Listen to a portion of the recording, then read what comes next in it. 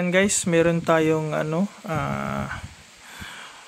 video comparison ng dalawa sa aming paboritong coin slot, ang Alan Universal Pro Max and our Buntek Universal din.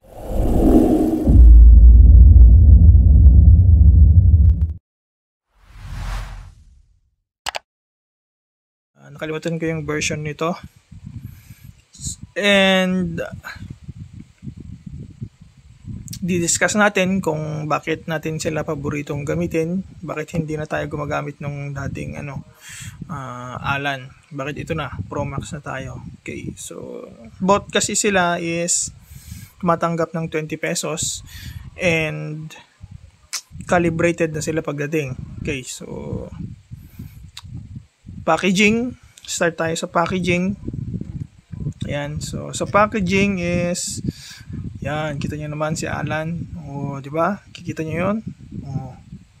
Si Buntek, wala, ordinary box lang, ordinary box, pero meron siyang Philippine flag. Okay, side. Number 1. And description. Then punta tayo sa likod. Yan, same lang. Dito hindi. Ito parehas dun sa, halos parehas dun sa sa labas, sa harap kako sana. Pero dito may nakalagay na anti-coin hooking. Dito naman meron tayong performance and hardware features na diniscuss. Ayan, yung kanyang specifications, then description ulit, then yung yung laman. Next, so unahin natin i-open itong itong si Pro Max. So wait lang, by pala, side by side, dyan pa lang sa harap mas malaki na si Alan. Okay, so pag nilagay ko ito, pag ganyan, yan, so kita nyo mas malaki yung box ni Alan. Okay, so tignan natin yung laman ni Alan. Of course, pag dati na kayo napipiso wifi, alam na ninyo ito. Okay, yan.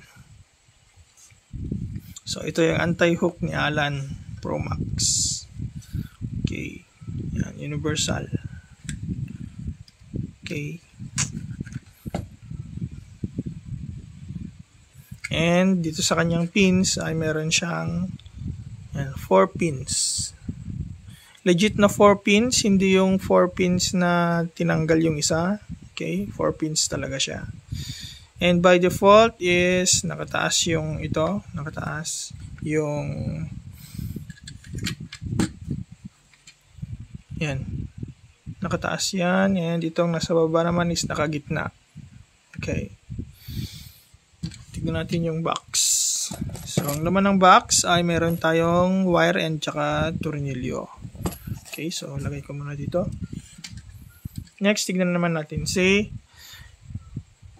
Buntek.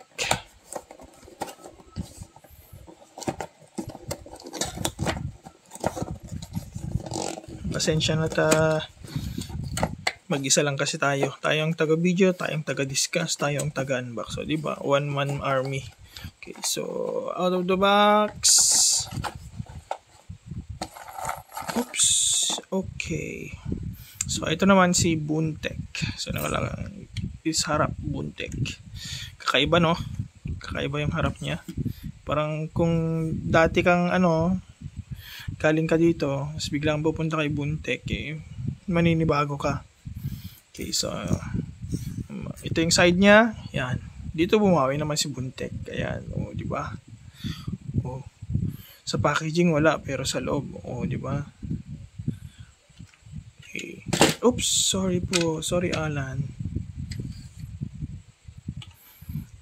Yan. So, ito naman is by default siyang 5 pins. And yung kanyang switch sa gitna ay nakababa, and yung nasa baba nakagitna. So, tignan natin yung loob ng box. May papel. So, meron siyang manual ata ito. Okay, yeah, manual nga. And features,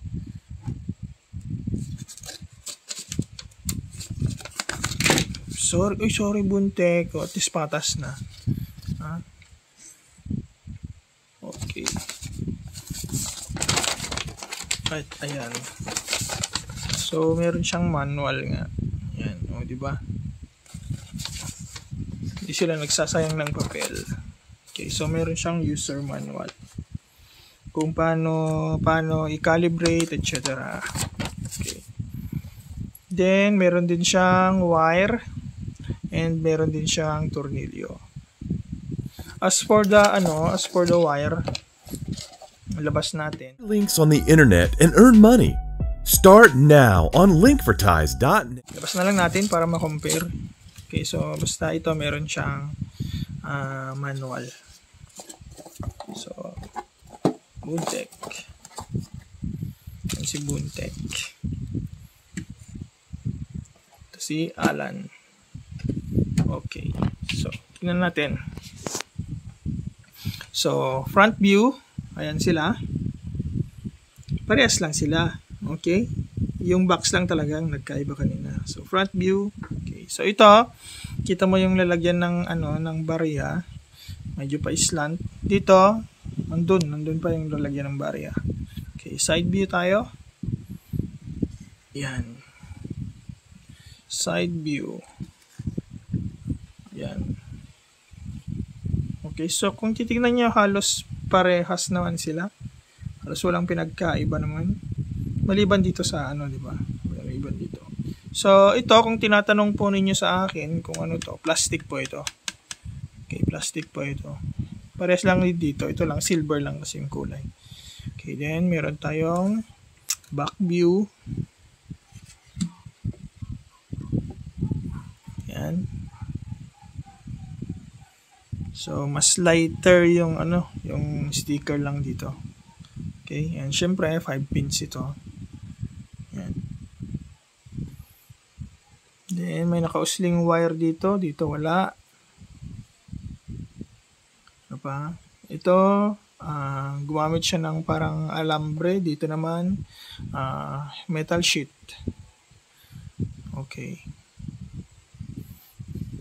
Next. Yan. So, dito kay Alan, dalawa yung kanyang tornilyo. Dito kay Buntek, isa lang.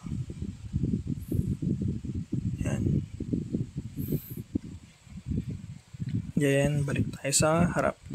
Nakalimutan kong ilabas. So, comparison video ito. Compare na natin lahat, pati yung laman ng box nila.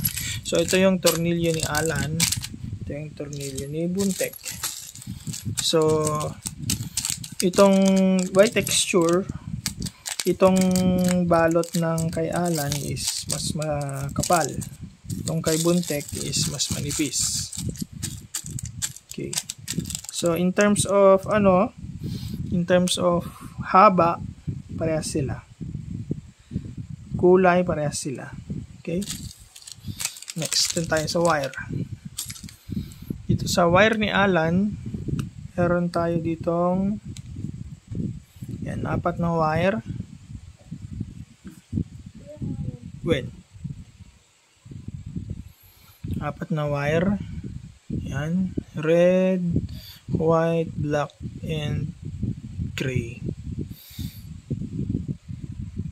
Dito sa kabila, meron tayong 5 wire.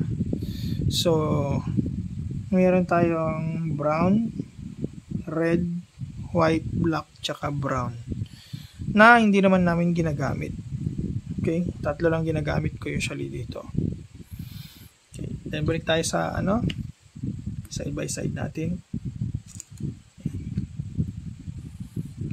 So, kung titignan natin, baka hindi masyadong halata sa video, pero dito sa side ko, mas makapal itong wire ni Alan versus dito kay Buntek. And yung dulo ng kay Alan is naka-hinang na. Yan, may LED na siya. Dito naman sa dulo ni Buntek ay hindi. Naka-cover pa siya pero meron siyang cut para ihiwalay mo na lang ngayon siya. Ayan, ganyan siya. Okay. So, Para sa part 2, gagawa tayo ng sample. Okay? Magsasample tayo. Kung ano yung mga features nila, discuss natin yung mga features nila. So, itong si Pro Max, tumatanggap po ito ng 20. Ayan, 20. Ayan.